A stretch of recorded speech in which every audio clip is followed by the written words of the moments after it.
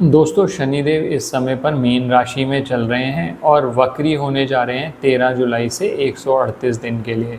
हमने सीरीज शुरू करी थी, आप सब लोगों को विदित ही है कि जिसके अंदर हम इस वक्री होने का क्या प्रभाव पड़ेगा अलग अलग राशियों पर, 12 राशियों पर ही बात करेंगे। दोस्तों 6 एपिसोड हम ऑलरेडी बात कर चुके हैं, अब तक नहीं देखे तो उन एपिसोड को ज़रूर देखिए, क्योंकि मेन चीज़ उसके अंदर ये है कि समस्या के साथ साथ कोशिश की गई है कि आपको समाधान भी दिया जाए। आज भी मैं तुला राशि पे जब बात करूंगा ना, तुला राशि के लिए शनिदेव योग कारक माने जाते हैं दोस्तों। और अब बहुत सारे लोग पूछते हैं सर राशि मतलब यहाँ चंद्र राशि भी है और लगन भी, क्योंकि शनिदेव इस समय पर अपने ही नक्षत्र में चल रहे हैं। और अगर आपकी नाम से बोलने वाली राशि भी तुला राशि है ना दोस्तों, तो ये रिजल्ट्स आप पे अप्लाई होंगे। आप कोशिश करिएगा, अगर कहीं पर कोई समस्या आ रही है तो जो जो उपाय आपको सजेस्ट किए जाएं वो उपाय ज़रूर कर लो। उपाय करने से क्या होगा, एक शील्ड बन जाएगी और जो काम बिगड़ना भी होगा ना, अगर कहीं पर, क्योंकि जो वक्री ग्रह होता है ना दोस्तों, वो डिले करता है हर काम में। वक्री का ये मतलब नहीं है कि वो उल्टा चल रहा है, वो सिर्फ आपको लग रहा है कि वो उल्टा, वो पृथ्वी से जब आप कंपैरेटिव गति देखते हैं तो वो उल्टा चलता प्रतीत होता है। कोई भी ग्रह कभी उल्टा नहीं चलता, सिर्फ फ़र्क ये पड़ेगा कि जब वो वक्री चलेंगे, जब हमें वक्री चलता हुआ महसूस होगा तो रिजल्ट्स में डिले होगा। अब वो रिजल्ट्स को, डिले को आप अगर ठीक करना चाहते हैं, टाइमली उपाय कर लो। और अगर सब कुछ सही चल रहा है तो कोशिश करो इस समय का फ़ायदा उठाओ, क्योंकि तुला राशि वालों के लिए योग कारक हैं शनिदेव, और अब समय करवट जरूर लेगा। तो सारी बात करेंगे, अंत तक हमारे साथ बने रहें। मैं विकास मल्होत्रा स्वागत करता हूं आपका लाल किताब एस्ट्रो सेंटर चैनल पर।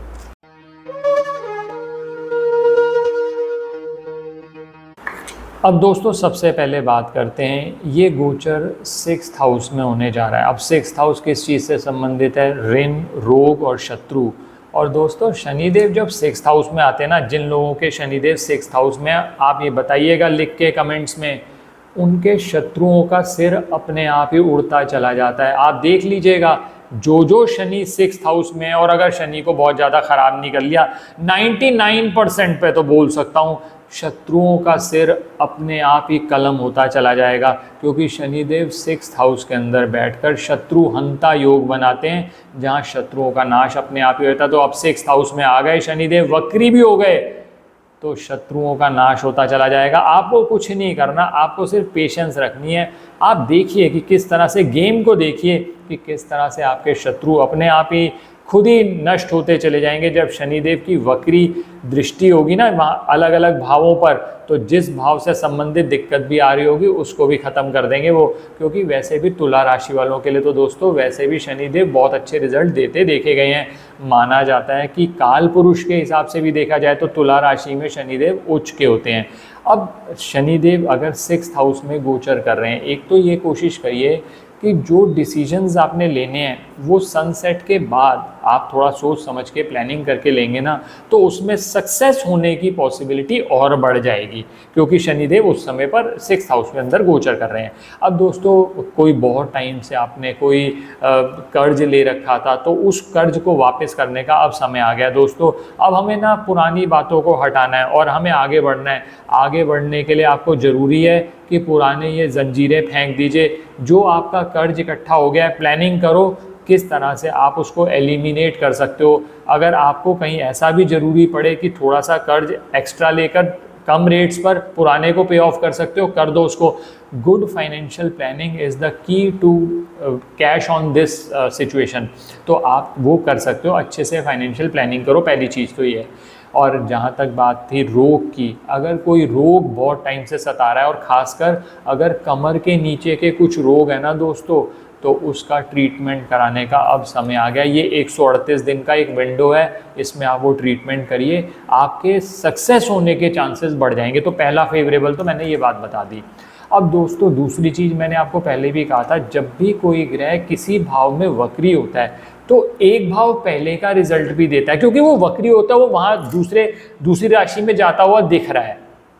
तो अब जब वो 6th हाउस में वक्री होंगे ना, तो 5th हाउस का भी कहीं ना कहीं रिजल्ट देंगे। अब 5th हाउस क्या है? 5th हाउस आपके प्रेम संबंधों से संबंधित माना जाता है। 5th हाउस आपका फ्यूचर का जो ज़माना है, फ्यूचर के बारे में जो आप सोचते हैं वो हम 5th हाउस से देखते हैं। 5th हाउस संतान के लिए देखा जाता है। तो अब इन चीज़ों में जो मैटर आपके बहुत ज़्यादा डिले ऑलरेडी हो चुके हैं, अब उनको तय करने का, उनका सॉल्व होने का समय आ गया है। तो अगर पढ़ाई में या कोई और चीज़ों में बाधा आ रही थी, अब उसको सॉल्व करने के लिए चाहे आपको उसके लिए कोचिंग लेनी पड़े, चाहे आपको कुछ एडिशनल एफर्ट करने पड़े। दोस्तों एक बात ध्यान रखिएगा, शनिदेव वक्री होंगे ना तो मेहनत तो कराएंगे। आप कहते हो मैं नहीं मेहनत करता सर, नहीं मेहनत करते तो भूल जाओ, आप कोई फ़ायदा नहीं होने वाला। आप जितने मर्जी वीडियोस देख लो, मेरे देख लो, किसी और के देख लो, शनिदेव का फ़ायदा लेना है तो मेहनत करनी पड़ेगी। और वक्री में वो ज़्यादा मेहनत करवाएंगे, लिख के ले लीजिए आप। वो किसी भी राशि में हो, वो थोड़ी मेहनत जरूर कराएंगे और थोड़ा डिले से रिजल्ट आएगा, लेकिन रिजल्ट आएगा, ये कंफर्म है आपको। तो ये बात हो गई आपकी 6th हाउस में और 5th हाउस का जो इम्पैक्ट पड़ रहा है, मैंने आपको समझा दिया। अब बात करते हैं कि दृष्टियों की। तो शनिदेव की जो पहली दृष्टि, अगर 6th हाउस में बैठे हुए हैं तो पहली दृष्टि बनेगी उनकी 8th हाउस पर। अब 8th हाउस क्या है? वो पैटर्नल प्रॉपर्टी से संबंधित माना जाता है। तो अगर कोई पैतृक संपत्ति का कोई निवारण करना था, पता चला उसमें विवाद आ गया। 8th हाउस बाधाओं का स्थान माना जाता है, तो कोई ना कोई ऑब्स्टेकल जरूर आएगा। उपाय बताने जा रहा हूँ 5 मिनट में, आप उस उपायों को जरूर करिए।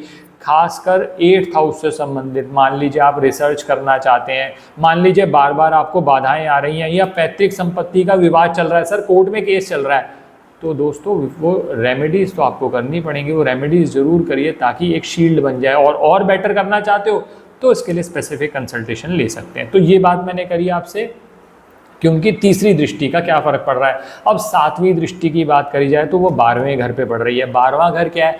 12वां घर विदेश यात्रा से संबंधित माना जाता है। विदेश यात्रा में सर फाइल तो तैयार थी, सर पता नहीं फाइल ही कहीं खो गई है, सर अच्छा वाला अप्रूवल आ गया था, रुक गया है काम, सर मैंने बाहर जाना था, बिल्कुल तय हो चुका था, बिल्कुल अब वहाँ पर ऑब्स्टेकल आ गए हैं। वो 138 दिन तो ये दिक्कत आएगी आपको। तो वो अगर दिक्कत आ रही है तो या तो टाइमली उपाय कर लो, या थोड़ा सा पेशेंस रख लो। और कुछ खर्चे जो खासकर आपके रोगों से संबंधित जो खर्चे होते हैं, बीमारी से संबंधित जो खर्चे होते हैं, वो बढ़ने वाले हैं, तो उनका थोड़ा सा ध्यान रखते हुए पहले ही प्लानिंग करके चलिए। तो ये बात करी मैंने 7th दृष्टि की। अब 10th दृष्टि की बात करी जाए तो 10th जो उनका 10th एस्पेक्ट पड़ेगा वो पड़ेगा 3rd हाउस पर। अब 3rd हाउस क्या है? 3rd house is related to communication. 3rd house आपके सिबलिंग्स, आपके भाई बहन से देखा जाता है, तो उनसे कोई वाद विवाद हो जाना, कोई आप कम्युनिकेशन के बिजनेस में हैं, आप सोशल मीडिया इन्फ्लुएंसर हैं, तो आप अच्छे से कम्युनिकेट नहीं कर पा रहे, ये कुछ समस्याएं देखने को मिल सकती हैं। अब मान लीजिए आप कहते हैं सर समस्याएं तो ये आ रही हैं, तो उपाय क्या करने हैं? अब उपाय नोट कर लीजिए। सबसे पहला उपाय दोस्तों, नियमित तौर पर काले कुत्ते की सेवा, चाहे आप उसको रोटी खिला दीजिए, चाहे आप उसको दूध में कुछ मिक्स करके खिला दीजिए। नॉन वेज को अवॉइड करिए, बिल्कुल वेज में कुछ भी खिला दीजिए, पहला कार्य तो ये नियमित तौर पर करना शुरू करिए। दूसरा, जो लेबरर्स होते हैं जो कंस्ट्रक्शन साइट पे काम कर रहे हैं दोस्तों, वो लेबरर्स को ना आप नियमित तौर पर, या तो आप उनको कोई कच्चे दूध की लस्सी पिला दी कभी आपने, कभी चाय पिला दी आपने, या कुछ खाने के लिए दे दिया। और सबसे अच्छा तरीका ये है, जो काले चने होते हैं ना दोस्तों, उनको बॉयल करके फ्राई करके आप उनको बांटना शुरू करो।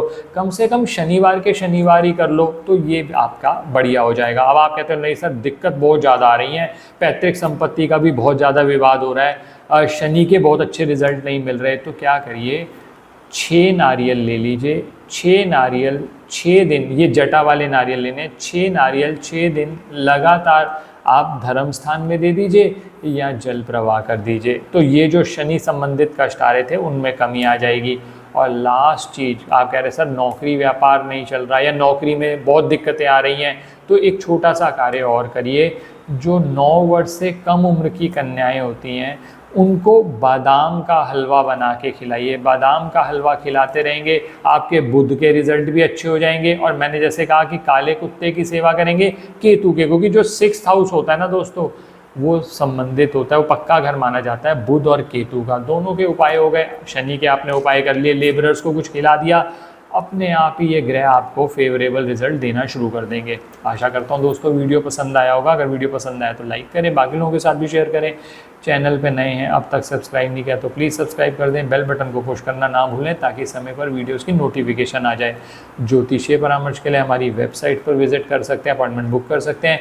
बहुत सारे लोग क्या चाहते हैं कि फ़ोन नंबर जो रिफ्लेक्ट हो रहा है उस पर व्हाट्सएप मैसेज कर दीजिए, 10 से 6 के बीच में हमारी टीम अब अगले दिन या उसी दिन आपको रिस्पॉन्स दे देगी। धन्यवाद दोस्तों।